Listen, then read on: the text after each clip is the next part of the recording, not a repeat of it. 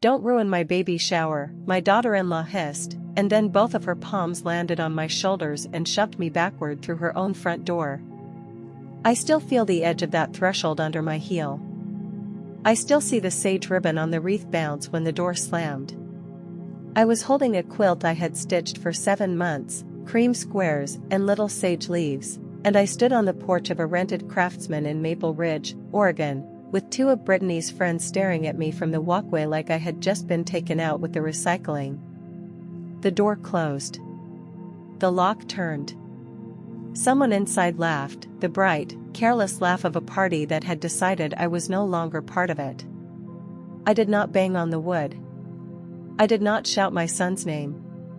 I stood there with the quilt folded against my chest and I memorized the hour. It was Saturday, the 18th of April, a little after 11 in the morning. The air smelled like wet cedar and the vanilla candle Brittany had burning in the entry. My name is Eleanor Walsh. I am 67 years old. I am a retired event planner. I am the widow of Paul Walsh. And I have never forgotten the day my son's wife pushed me out of a baby shower I had already paid for. I said, very quietly, to no one, "All right." Then I walked down the porch steps with my back straight, because I have spent 40 years teaching other women how to leave a room without giving anyone a scene they can use later. You should know how we got to that porch. You should know the house, the marriage, the nickname, the holidays, the texts, and the invoice. This is a family revenge story dressed as a catering contract. No violence. Only paper, timestamps, and a woman who mistook my silence for permission. Derek married Brittany Cole on the 12th of June, 2022, under a rented arbor at Cedar Hollow Barn. I planned most of it. That is not a boast. That was my work for 31 years. Tents, timelines, vendor packets, the difference between ivory and ecru, the way a room feels when the flowers are 1 inch too low. Paul used to tease me that I could hear a tablecloth wrinkle from the parking lot. He sat in the 3rd row that day in a navy suit and a cream tie Brittany had approved by text. He squeezed my hand when Derek said his vows. He whispered, "He looks happy. Let him be happy." I wanted him to be happy. I still do. Brittany was 27 then, pretty in the way that photographs well and careful in the way that never looks careful on camera. She worked in brand partnerships, which meant she posted and she pitched and she called Ordinary Tuesdays content. At the rehearsal dinner she held both of my hands and said, "Eleanor, I always wanted a mother I could actually talk to." Cindy, her real mother, was sitting 4 chairs away, smiling with her teeth and not her eyes. I told myself not to notice. I told myself young women say soft things when they want a soft landing. For a while I tried so hard I embarrassed myself. I learned her coffee order. Oat milk, 1 pump vanilla, extra hot. I kept a bag of it in my pantry at 18, Birch Lane. I sent her links to cribs 2 years before she was pregnant. I bit my tongue when she rearranged my dining room for a Christmas photo and called my mother's silver a little grandma. I thought patience was a kind of love. Paul thought so too. He used to say, "Give her time, Ellie. New wives draw circles. Then they open the gate." Paul died on the 3rd of March, 3 years before that baby shower. A heart attack in the driveway, one hand on the car door, the mail still in his other hand. I found him. I sat on the cold concrete and said his name until the ambulance people lifted me back. I will not linger there. This is not a story about dying. It is a story about what certain people do after the dying is finished. Brittany arrived at the hospital in a camel coat and filmed the hallway before she came into the room. She told me later it was for a grief post, something about chosen family. She asked if she could use a photo of Paul's hands. I said no. She used a photo of the hospital coffee cup instead, with a caption about sitting vigil. She had sat for 11 minutes. After the funeral, she took the holidays the way some people take a spare bedroom. Quietly. Then completely. The first Thanksgiving without Paul, she sent a group text. Hosting at our place this year. Keeping it intimate. Eleanor, you can come early and help with the rolls. I went early. I made the rolls. I also brought the bird, because Derek called that morning and said, Mom, Britt's a little overwhelmed, could you just handle the turkey? I handled the turkey. I handled the gravy. I handled Cindy Cole asking me where the serving spoons were in a house that was not mine, as if I were the woman they had hired for the afternoon. By the second year, Brittany had a name for me when she thought I could not hear. The extra. I heard it through the pass-through window while I was drying a platter. Brittany was on the phone in the living room, voice sweet as frosting. She said, no, just Derek's mom. She's the extra. You know, the one who shows up with Tupperware. Cindy laughed. Todd laughed. I set the platter down so I would not drop it. Derek came into the kitchen a minute later and asked if I needed anything. I looked at my son's face, the same face he had at 12 when the other boys left him out of the creek path, and I said, I'm fine. He looked relieved. Conflict makes Derek tired. Sales makes him tired. Brittany makes him tired, though he has never used that sentence out loud. I live at 18, Birch Lane. Paul and I bought it in 1989. We paid the last installment on the 15th of August, 2009. The deed is in my name. Only my name. After Paul died, Harriet Lang, our estate attorney, sat at my kitchen table with a manila folder and a cup of Lipton and said, Eleanor, do not add Derek to this deed because he is sad. Sad sons sign things their wives hand them. I listened. I kept the house. I kept the property tax receipts in a green accordion file on the second shelf of the hall closet. I kept the insurance in my name. I kept the furnace service record, the roof invoice from October of 2024, the paid in full notice from Lane County. I am a woman who labels folders. Brittany thought that made me old. It made me ready. Brittany began the downsizing campaign the winter before the baby. She started small, the way people do when they are testing a lock. She sent me listings. A cute cottage in Harrisburg. A one-bedroom near the senior center in Eugene. A townhouse with a stair lift already installed, which I found especially tender, since I take the stairs at Birch Lane 2 at a time when I am late for church. She would write, this would be so much easier for you. Less yard. Less dust. And when the baby comes, we could visit on weekends. Visit. As if I were a museum. Derek would forward the listings with a little shrug in the text. Mom, just look. Britt's only thinking about your knees. My knees were not the point. The point was 18 Birch Lane, 4 bedrooms, a paid-off lot, a maple tree Paul planted the year Derek turned 6, and a kitchen window that looks at the same ridge every morning. The point was a daughter-in-law who had already measured my life for a smaller box. I did not argue. I said, I'll think about it. Then I printed the listings and dated them and clipped them into a folder labeled cottage. Next to it I kept a folder labeled shower. Next to that, one labeled texts.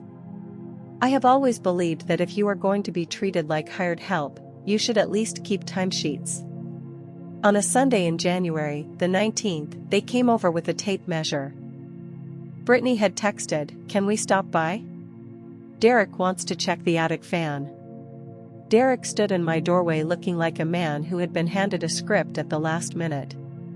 Brittany walked past him into the living room and started talking about square footage in a voice she uses for product reviews. She said, this front room alone is bigger than some condos. It's kind of selfish, Elle, keeping all this air to yourself. She measured the dining room. She measured the hall. She stood in Derek's old bedroom, the one with the baseball wallpaper border I have never taken down, and said, this would be a perfect nursery if someone actually used the house. Derek said, Britt, we talked about just looking at the fan. She smiled at him, then at me. She said, "I'm only saying what everyone thinks. A widow in a 4-bedroom is a holding pattern." I made coffee. Regular milk for Derek. Oat milk for her, the bag I still kept like a peace offering. I did not raise my voice. I said, "The attic fan works. I had it serviced in October." She wrote a number on her phone notes. I saw it upside down. 18 Birch. 4-bed. Lot. Then a little heart, as if a heart made of floor plan kinder. When they left, she hugged me on the porch and filmed the maple tree. She said, "For the camera, love this street. So walkable for a stroller someday." I went inside and added a card. January 19th. Tape measure. Holding pattern. I put the card in cottage, not because I planned to move, but because I wanted a dated record of the day my daughter-in-law measured my life for her own. The first real cut came at Thanksgiving, the year before the shower. Brittany and Derek were still in the rental on Hemlock Street then, the craftsman with the narrow dining room and the wide porch.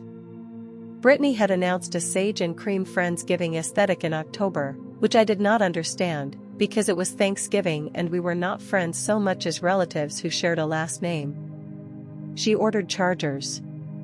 She ordered linen napkins with little embroidered leaves.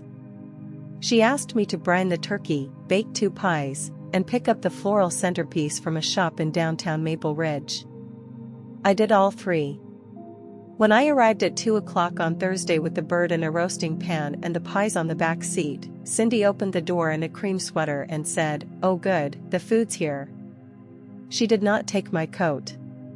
She pointed me toward the kitchen like a delivery. The dining table was set for 8. I counted the place cards. Todd. Cindy. Brittany. Derek. 2 of Brittany's college friends. A couple from her content brunch club. There was no card with my name. I stood in the doorway with oven mitts in my pocket and said, "Brittany, where am I sitting?" She did not even blush. She tucked a piece of hair behind her ear and said, "Oh, Elle, the dining room is so tight. I thought you'd be more comfortable in the kitchen. You know, because of space. You can plate from there. It's actually better. You'll be in the flow." In the flow. Derek was carrying ice. He heard it. I watched his mouth open and close. He said, "Britt, maybe we can squeeze." Brittany smiled the public smile. She said, "Babe, the tablescape is already photographed. We can't add a chair now. It will ruin the symmetry." Ruin. She was already practicing the word. I ate in the kitchen. I sat on a stool at the butcher block with a plate of turkey and a roll I had baked at 5 in the morning.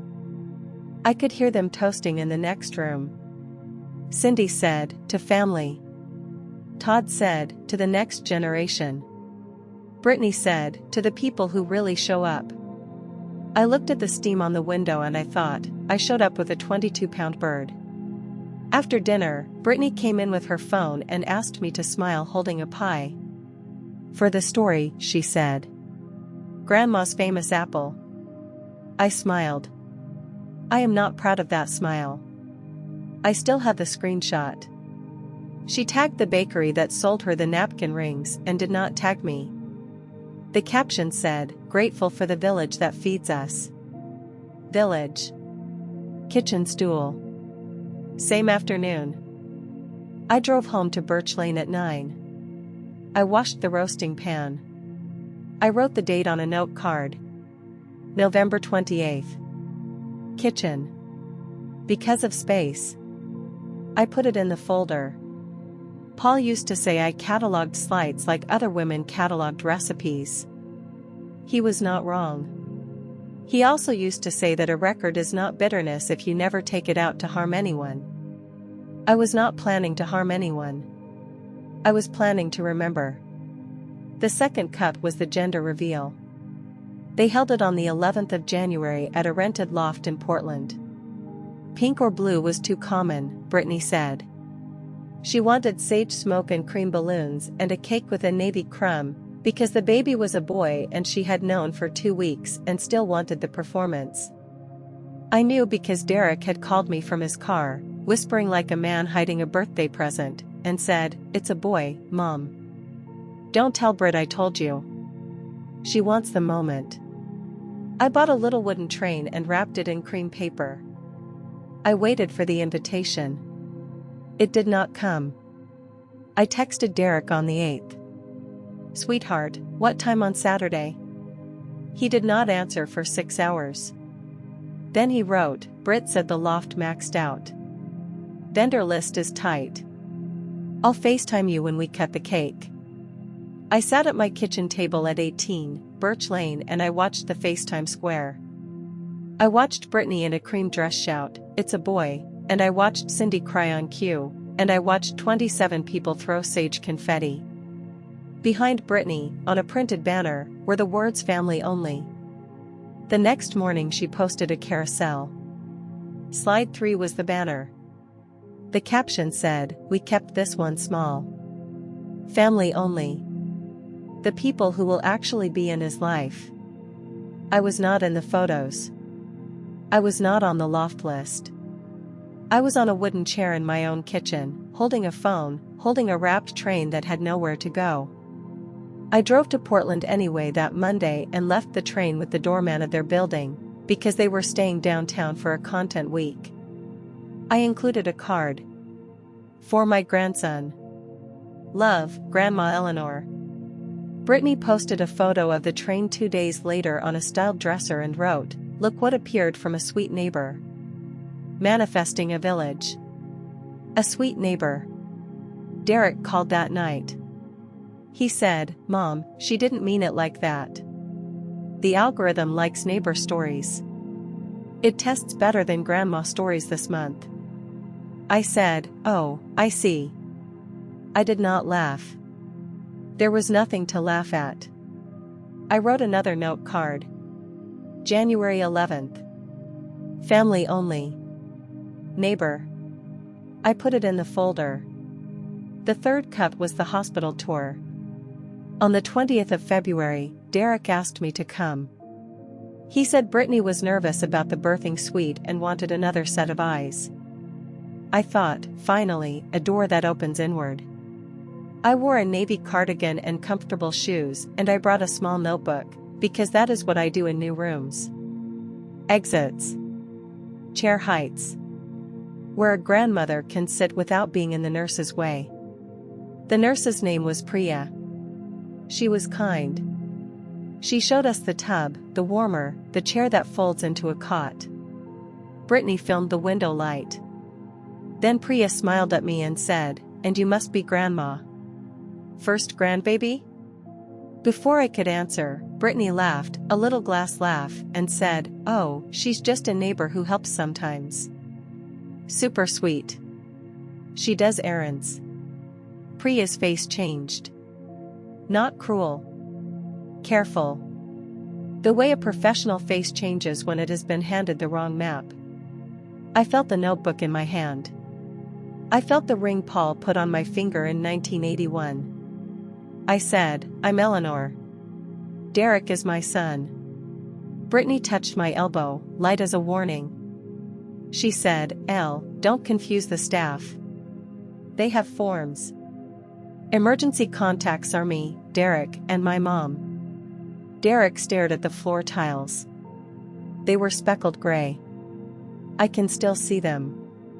In the parking garage afterward, I sat in my car and held the steering wheel at 10 and 2 until my hands warmed. Derek knocked on the window. He said, "She didn't mean neighbor like stranger. She meant neighbor like close." I said, "Derek, a neighbor does not sit in a hospital room and count your son's eyelashes." He said, "Please don't make this a thing. She's hormonal." I drove back to Maple Ridge. I added a card to the folder. February 20th. Just a neighbor who helps sometimes. I also wrote Priya's name, because I believe in naming the witnesses, even the ones who did not ask to be. The fourth cut was money. On the 2nd of March, the anniversary of the afternoon I found Paul, Brittany came to Birch Lane with a fruit tray and a look of practiced softness. She sat at my table. She admired the quilt squares I had on the dining room, the ones I was still piecing then, cream and sage, a leaf in every third block. She said, "This is actually so beautiful. You should finish it for the nursery." Then she set her phone face down, which is what she does when she is about to ask for something she wants to sound casual. She said, "So, Derek and I have been looking at this custom nursery plan. Built-ins. A mural. The glider I showed you. If you want to be involved, really involved, we thought you could gift $25,000. Just a gift. Not a loan. It would mean so much. And then of course you'd be, part of things. $25,000. To be part of things." I looked at the fruit tray. Strawberries cut into roses. She had filmed them on my porch before she knocked. I know because the post went up while she was still in my driveway. I said, "That's a great deal of money, Brittany." She smiled. She said, "Well, the house is paid off, right? And it's just you here." Paul would have wanted the baby to have a beautiful start. She used my husband's name like a coupon. I did not give her $25,000. I called Nina Alvarez that same evening. Nina owns Marigold Table. 15 years ago she was my intern, 22, flower in her hair, the only person I have ever trusted to fold a napkin the way I taught it. I trained her on seating charts and allergen cards and the quiet politics of who gets the cake knife. She cried at Paul's funeral in the back row and then catered the reception for free, which I did not ask for and have never forgotten. I said, "Nina, my daughter-in-law is having a baby shower on April 18th. Sage and cream. She will think she is hiring you. I will be the client. I will pay. She is not to know." Nina was silent for a long second. Then she said, "Eleanor, are you sure?" I said, "I am sure." The invoice came to $8,400. Cake, savory boards, staff of 4, linens, the floral meadow for the mantel, the toast cards, the envelope. I put it on my card, the one that still has Paul's name as an authorized user because I have not had the heart to take it off. Nina listed the host of record as Eleanor Walsh, 18, Birch Lane, Maple Ridge. She emailed Brittany a pretty planning packet that said Marigold Table was delighted to create her day, and she emailed me the real contract. Brittany posted a video the next week. Guess who booked the caterer everyone is obsessed with? Manifesting this era. She did not manifest $8,400. I wrote a check to the universe with my own visa. I kept the invoice in the shower folder. I kept the contract. I kept the email where Brittany wrote Nina, "Can we keep the older relatives out of photos? Aesthetic is clean and young." Nina forwarded that one to me without a comment. She did not need a comment. We have known each other too long. The 5th cut arrived on an iPad. Derek left it at Birch Lane on the 9th of March. He had come over to change the smoke detector batteries, a job Paul used to do, and he set the iPad on the hall bench and forgot it under his jacket. I found it the next morning. I meant only to call him. The screen was not locked. Derek has used the same 6 digits since high school, and the iPad did not even ask. A message thread was open. Brittany.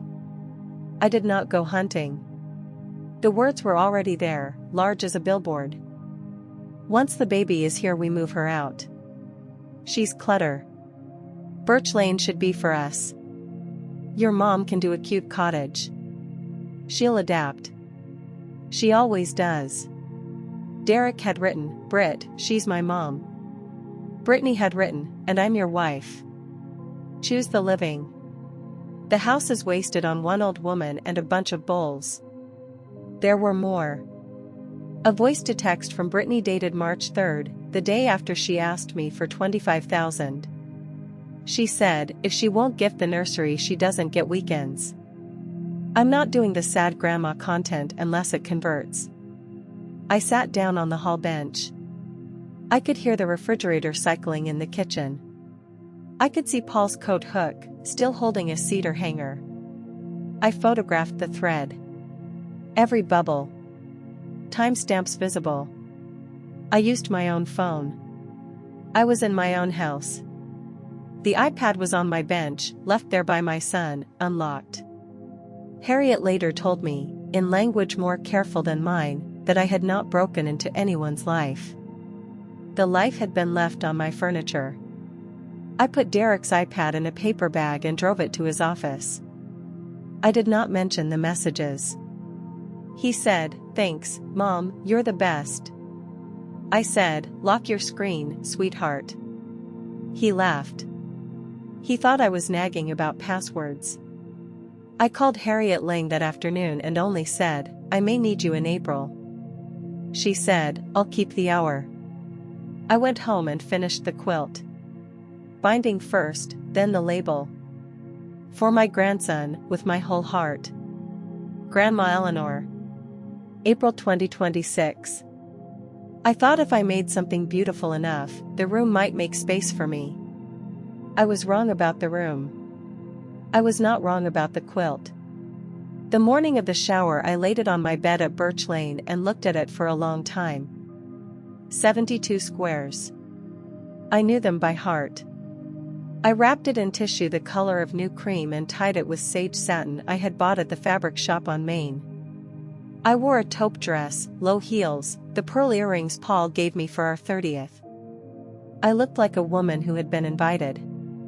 The invitation had come, finally, on a cream card with a wax seal. Brittany Cole Walsh invites you. It did not say host. It did not say grandmother. It said, in small script, "Please honor our aesthetic." Sage, cream, no gifts wrapped in primary colors. I drove across town with the quilt on the passenger seat. Maple Ridge was doing that soft Oregon rain that is not quite rain. Hemlock Street was already lined with cars. A balloon garland the color of eucalyptus framed the porch. I parked 2 houses down so I would not block the photographer. I remember thinking, be light. Be useful. Do not take up extra air. The extra. I heard it again in my own head and I almost turned around. Then I thought of the quilt, and of a boy I had not met, and I walked up the steps. The door opened before I knocked. Brittany stood there in a cream midi dress, bump-kneed as a teacup under sage chiffon. Behind her I could see the mantel meadow Nina had built, white ranunculus and olive branch. It was beautiful. Of course it was beautiful. I had approved the mock-up on the 4th of April. 2 women I did not know were coming up the walk with a stroller-shaped card box. Brittany's eyes flicked to them, then to the quilt, then to my face. She stepped out onto the threshold and lowered her voice so the street would not get it and the doorway still would. She said, "Don't ruin my baby shower." I said, "I brought the quilt. I can put it in the den." She said, "You weren't supposed to come this early. You weren't supposed to come like this. You look like a funeral." She put both hands on my shoulders. She shoved. It was not a theatrical shove. It was efficient. The kind you use on a chair you want in the other room. I went backward over the threshold. My heel caught. I did not fall.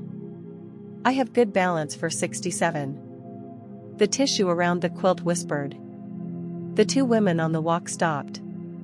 Brittany smiled at them over my shoulder, the public smile, and said, "She's confused lately. Grandma couldn't make it. This is just a neighbor dropping something off." Then she closed the door. I stood on the porch with the quilt. A drop of rain found the tissue. I moved the bundle under my coat. I never forgot that day. I have not forgotten the wreath ribbon. I have not forgotten the sound of the deadbolt. I have not forgotten the word confused, which is a word people use when they want to steal a woman's credibility without stealing anything they can be arrested for. I walked down the steps. I nodded at the two women. I said, "Excuse me." They looked at their shoes. I did not go to my car. I walked around the side of the house, along the narrow strip of grass between the craftsman and the neighbor's fence, to the gate that leads to the backyard. I know rental houses. I know how caterers move. Nina's van was parked on the alley gravel, marigold logo discreet on the door. I could hear the party through the kitchen window. Brittany's playlist. Cindy's voice saying, "She is just glowing." The clink of the sage-tinted glassware I had paid for. I stood by the gate with the quilt and I took out my phone. I called Nina. She answered on the first ring, which told me she was already wearing her headset and standing in the butler's pantry, exactly where a good lead stands during guest arrival. I said, "Nina, it's Eleanor. I am outside. I have been asked to leave." Nina said a word I will not repeat, then she said, "Are you hurt?" I said, "No." Proceed exactly as contracted. Cake announcement. Toast. The envelope. I am the host of record. You know that. She said, "I know that. The packet is in the folder. Your name is on every page they did not bother to read." I said, "Do not make a scene before the cake. Let them have their hour. Then open the door and call my name." Nina said, "I can do that." I said, "Thank you." I hung up. The rain found my hair. I did not move to the van. I walked back toward the sidewalk, because I wanted the street to see a woman who was not hiding, and I called Harriet Lang. It was Saturday. Harriet answered anyway. She has a cabin voice on weekends, slower, but the mind is the same mind that sat at my table with the Lipton. I said, "Harriet, I am standing on Hemlock Street." Brittany pushed me out of the shower. She is telling people I am confused. I have the photographs of the texts. Derek left the iPad at Birch Lane last month. The deed is solely mine. I will not be downsized. Harriet was quiet for a breath. Then she said, "Are you safe?" I said, "I am angry." That is not the same as unsafe. She said, "Then listen. Do not go back in shouting. Do not touch anyone. If the caterer calls you in as host, that is a contractual fact, not a fight. Monday morning I will send a letter. We will move Birch Lane into a living trust. You as trustee. Derek can be a beneficiary later, on terms. Not while this woman is treating your house like a future prize. We can also open an account for the child that she cannot reach." I said, "Do the account. Do the trust. Do not put Derek's name on anything she can smile onto." Harriet said, "Understood. Go be the woman who paid the invoice. Then come home and sleep. Paper is faster when you are rested." I hung up. A car door closed up the block. More guests. Cream dresses. Sage wraps. I stepped behind a maple so I would not give Brittany the gift of my face in her arrival photos. I waited. Waiting is a skill. Event planners learn it. You wait for the late groomsman. You wait for the cake to set. You wait for a bride to stop crying in a bathroom. I waited on a public sidewalk in my own town, holding a quilt for a baby who had not yet heard my voice, and I counted the minutes the way I used to count champagne flutes. At 12:40 I heard the playlist change. Nina always does that before cake. Softer. A little space in the room. I walked back to the side gate. I could see, through the dining room window, the table with the sage runner and the cake I had chosen from 3 sketches, a 2-tier cream with a single olive branch. Nina stepped into the center of that room. I could not hear every word at first. Then someone opened the kitchen door for air, and her voice came out clean. She tapped a glass. She said, "Before we cut the cake, please welcome the woman who planned and paid for today's celebration. The host of record on our contract. Eleanor Walsh." Silence is a physical thing. I have heard it after toasts that failed and after announcements that should not have been made. This silence had weight. I watched, through glass, 20-some faces turn toward an empty chair near the mantel. The chair had a cream ribbon on it. Brittany had told Nina the ribbon was for a photo, an empty chair for the baby. Nina had agreed, and then she had written my name on the underside of the seat in pencil, because Nina is my student and my student knows a chair can do two jobs. Brittany's mouth opened. Cindy stood up and sat down. Todd looked at Derek. Derek looked at the cake. Nina did not fill the silence with a joke. She walked through the guests, past the savory boards, past the stack of cream envelopes, to the front door. She unlocked it. She opened it. Rain light fell on the runner. She stood on the threshold where I had been shoved and she called my name. Eleanor Walsh. I came up the porch steps with the quilt in my arms. I did not hurry. I did not smile for a camera. I stepped back into that house as the woman on the contract. Brittany's face did a complicated thing. The public sweetness tried to arrive and could not find a parking space. Her hand went to her bump, not for the baby, I think, but for the audience. Cindy laughed, high and thin, and said, "Oh my goodness, what a fun surprise. Eleanor, you sneaky thing, you were outside this whole time?" I looked at Cindy. I said, "I was on the porch until I was not allowed to be." The two women from the walkway were by the mantel. I saw one of them glance at the door, then at Brittany, and I knew they were placing the shove where it belonged. Nina closed the door behind me so the rain would not follow. She took a printed page from her folder. She has always preferred paper at the critical minute. Screens glare. Paper lies less easily in a pretty room. She said, "For the hosts and guests, Marigold Table's invoice for today's event. Sage and Cream Shower, Hemlock Street. Total, $8,400. Paid in full on March 9th by Eleanor Walsh, Visa ending 4192. Host of record, Eleanor Walsh. Client notes initialed by Brittany Cole Walsh on March 12th, including staffing, cake, toast, and presentation envelope." She read the line items. Not all of them. Enough. Floral Meadow, 460. Two-tier cake, 380. Savory boards for 30, 900. Service staff, 2,100. I watched Brittany's college friend lower her phone, then lift it again, then lower it, as if she could not decide whether this was content. Cindy said, "Well, of course family helps family. That's nothing to announce." Nina looked at her with the polite face I taught her for drunk uncles and unpaid deposits. She said, "Ma'am, it is in the contract that the host is named before cake." We named the host. Then Nina opened the cream envelope. Brittany had written the toast on March 20th. She had emailed it to Nina with the subject line "Final toast, do not change." I had seen it the same night.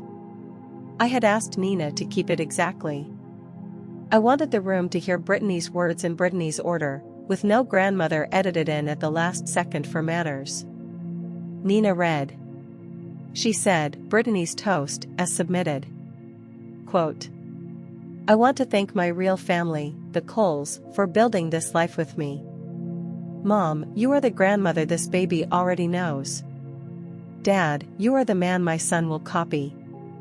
Derek, you chose me, and that choice made a future. To the people in this room who have been here since the beginning, this baby is yours too." End quote. She lowered the page. No one clapped. A woman near the window, someone from Brittany's brunch club, said, very softly, "She didn't mention Derek's mother at all." Another guest, older, a cousin of Todd's I think, looked at the empty ribbon chair and then at me and said, "But she paid for all this." Brittany said, that is not the final version. I was going to add her. I was going to add her at the mic. Nina said, this is the version you locked. You wrote, do not change. Derek had gone the color of the cake. He set his glass down too hard. A little cider jumped onto the sage runner. He said, Brit. You said she was confused. You said she couldn't make it. She's standing here. She paid for the cake. Brittany turned on him with her eyes, not her voice. The voice stayed sweet, because there were phones. She said, baby, you know how she gets. I was protecting the energy. I walked to the mantel. I set the quilt on the empty chair. The tissue came off. The sage leaves showed. I did not make a speech. I am not a woman who makes speeches in other people's rentals. I said, this is for my grandson. It will keep him warm. It does not require a nursery mural. Priya was not there, of course. Hospital nurses do not come to showers. But two of Brittany's friends had been at the gender reveal loft. I saw the recognition move across their faces. Family only. Sweet neighbor. Confused lately. The words were stacking, and they did not stack into a flattering shape. Todd cleared his throat. He said, maybe we should just eat cake. Nina smiled with her mouth only. She said, we will. After the host sits. She pulled out the ribbon chair. I sat. The quilt lay across my knees like a finished sentence that finally had a place. Brittany stood by the cake knife and did not pick it up. Cindy tried again. She said, Eleanor has always loved being useful. This is so her, secretly spoiling us. I looked at Cindy and I thought of the kitchen stool at Thanksgiving, and the word extra, and the fruit tray roses on the anniversary of Paul's death. I said, I am not spoiling you. I am honoring a contract. There is a difference. Someone near the hallway let out a breath that was almost a laugh and then swallowed it. They cut the cake because cake insists. Nina's server plated slices with the little olive leaf cookies I had approved. Guests ate standing up. The playlist felt too loud. Brittany moved through the room doing a version of gratitude that kept slipping off her shoulders. She hugged me from the side, for a photo, and whispered, you are making me look crazy. I whispered back, I was already on the porch. Derek sat on the stairs with his plate and did not eat. After 20 minutes he came to me and said, Mom, I didn't know about the invoice. I said, you knew about the kitchen. You knew about the loft. You knew about the nurse. He said, I didn't know how to stop it. I said, you stop it by not handing people the story that your mother is confused. He stared at his shoes. They were new. Cream suede. Brittany had posted them. I left at 2. I did not take leftover cake. Nina walked me to my car under a black umbrella with the marigold mark. She said, the envelope copies are in your glove box. I put them there while you were sitting. I said, you were always my best intern. She said, you were always the only boss who paid on time and told the truth. I drove to 18, Birch Lane. I hung my taupe dress. I made tea. I set the shower folder on the table and I added one more card. April 18th. Don't ruin my baby shower. Door. Quilt. Name called. Then I slept, because Harriet had told me to, and because paper is faster when you are rested. Monday morning, the 20th of April, Harriet Lang sent the letter. It went to Derek Walsh and Brittany Cole Walsh at the Hemlock address, copy to me, copy to Harriet's file. I have it still. Cream paper, not because of the shower, because that is Harriet's stock. It said, in the calm language of people who charge $400 an hour and earn it, that the real property at 18, Birch Lane, Maple Ridge, Oregon, was being transferred into the Eleanor Walsh Living Trust, Eleanor Walsh sole trustee. It said Derek Walsh was not on the deed and would not be added. It said any future beneficial interest would be discretionary and would not vest while a non-beneficiary spouse was in occupancy or making claim. It said, without poetry, that requests to downsize the trustee, verbal or written, did not create an interest. A second letter went the same day to a credit union on Main. Harriet and I opened an account titled Walsh Grandchild Education Trust. I put in $12,000 to start, the money I had not given Brittany for a mural. I put in another $3,000 the following Friday, when I closed a certificate Paul and I had meant for a kitchen remodel I no longer wanted. Brittany's name does not appear. Derek's name does not appear. The trustee is me. The beneficiary is a boy who was still kicking, then, under sage chiffon. Successor trustee is Nina Alvarez, which surprised Nina and did not surprise Harriet. Harriet said, pick a woman who already knows how to hold a room. Derek called me Monday night. He had opened the letter in the kitchen of the rental. I could hear a tap running and then Brittany's voice, far away, saying, she cannot do that. That house is family. Derek said, Mom, what is this? Are you punishing me for the shower? I said, I am keeping my house. Those are not the same sentence. He said, Britt thinks this is about control. I said, Britt wrote that I was clutter. She wrote that you would move me out once the baby came. Would you like me to read it back to you, or would you like to unlock your iPad and do it yourself? There was a long quiet. The tap stopped. He said, you read my messages. I said, you left them on my bench, in my hall, in my house, under your jacket. I photographed what was already open. Then I brought you your iPad and told you to lock the screen. He said, I told her I wouldn't do that. I told her you were my mom. I said, you also sat on a stool arrangement at Thanksgiving and let a nurse believe I was a neighbor. I am done being the extra, Derek. I am still your mother. I am no longer your flexible square footage. He cried.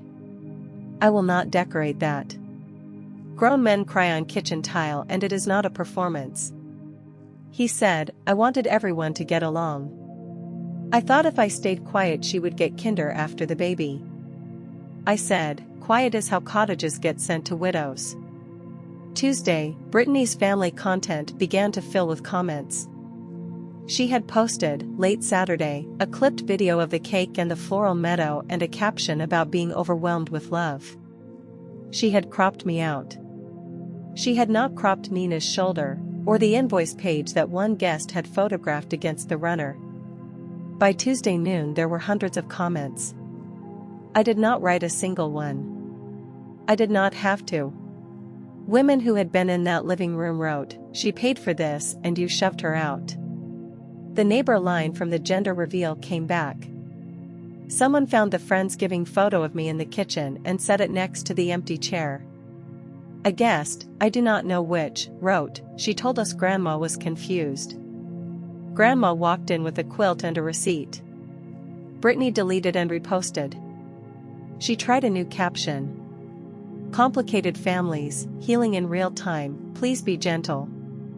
The comments were not gentle. They were specific. Specific is worse than cruel when you have been performing sweetness. Cindy called me Wednesday. She said, Eleanor, you are destroying my daughter's brand during her 3rd trimester. Is that who you are?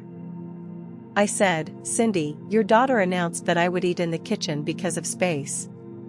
She forgot me at a gender reveal and then posted family only. She told a nurse I was a neighbor. She asked me for $25,000 to be involved. She shoved me out a door and told 2 strangers I was confused. I paid an invoice and sat in a chair. If that destroys a brand, the brand was paper. Cindy said, we treated you like family. I said, you treated me like hired help. The difference is hired help gets a check and a lunch break. She hung up. Wednesday afternoon I drove to Harriet's office on 3rd Street, The brick building with the frosted door and the bowl of butterscotch no one ever takes. I signed the trust in blue ink. Harriet initialed each page with me. Transfer deed. Trustee acceptance. Education account certification. I dated the 19th of January, measuring visit in the margin of my own notes, not the legal ones, because I wanted my memory and her paper to agree. Harriet said, "You can still leave this house to Derek later. You can still change a discretionary share. What you cannot do now is be surprised by a cottage listing with your address already penciled on the back." I said, "I am not surprised anymore." She walked me to the sidewalk.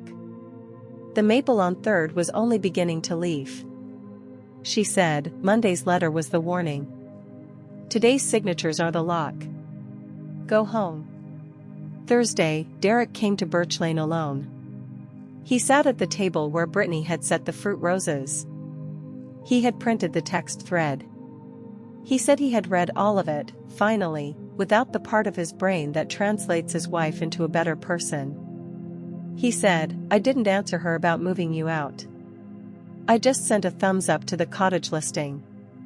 I thought it would buy me time." I said, "Time to do what?" He said, "I don't know. To not have a fight." I poured him coffee. Regular milk. He has never liked oat. I said, "The trust stays. The education account stays. You may come to this house. You may bring my grandson when he is born. Brittany may come if she can walk through a door without putting her hands on me, and if she can say my name without the word extra behind it. I will not be in her videos. I will not be the sad grandma who converts. I will not sign anything that looks like a cottage." He nodded. He looked at the hall bench. He said, "I'm sorry I left you on that porch." I said, "You were inside." He said, "I know." The baby came on the 2nd of June, a boy, 7 pounds 1 ounce, at the same hospital with the speckled gray tiles. They named him Paul Thomas Walsh. Paul for my husband. Thomas for Todd. I noticed both. I can hold 2 facts at once. Derek called me from the room. He said, "Mom, he's here. Can you come?" I said, "Is Brittany all right with that?" He said, "I told the nurse my mother is Eleanor Walsh and she is not a neighbor." I went. I washed my hands until they squeaked. I held a person the size of a loaf of bread and I cried in the quiet way, the way that does not ask a room for comfort. Brittany watched me from the bed. She looked exhausted and young and still arranged, even then. She said, "I want to start over." I said, "We can start from today.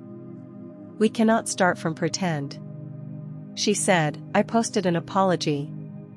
I said, "I saw the thumbnail. I did not watch it." She stared. She said, "People expect a response."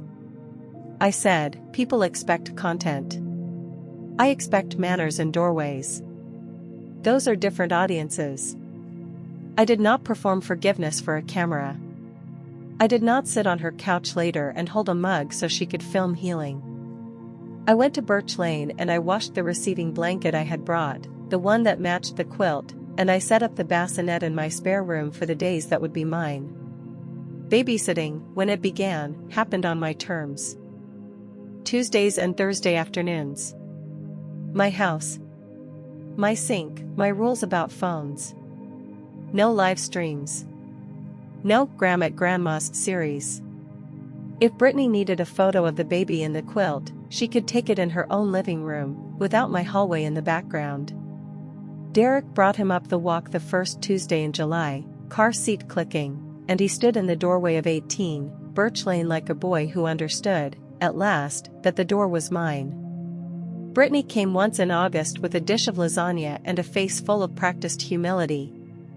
She stood on my porch and she did not step in until I said she could. I noticed. I said, "Thank you for waiting." She said, "I was awful." I said, "Yes." She said, "I thought if I made everything look right, it would be right. I said, a tablescape is not a conscience. She cried, and this time there was no phone on the railing. I gave her a tissue from the box on the hall bench. I did not give her the house. I did not give her the trust. I did not give her a sentence she could stitch onto a carousel. Little Paul slept in the quilt on my sofa that afternoon, sage leaves under his cheek. I watched his mouth work in a dream. I thought of the porch, and the deadbolt, and Nina's voice calling my name across a pretty room that had tried to erase me. That is the whole of it. I did not break a dish. I did not take a child. I paid a caterer I trained. I kept a deed I already owned. I sat in the chair that had my name on the underside in pencil. Cruelty in a doorway is still cruelty when there is cake. You are not clutter. My name is Eleanor Walsh. I live at 18, Birch Lane in Maple Ridge, Oregon. I have a grandson who sleeps under a quilt I made, a son who is learning to open his mouth, and a daughter-in-law who now knocks. If this story stayed with you, stay with us. Subscribe for more family revenge stories every day. We tell them quietly. We tell them to the end. And we remember the names that were left off the toast.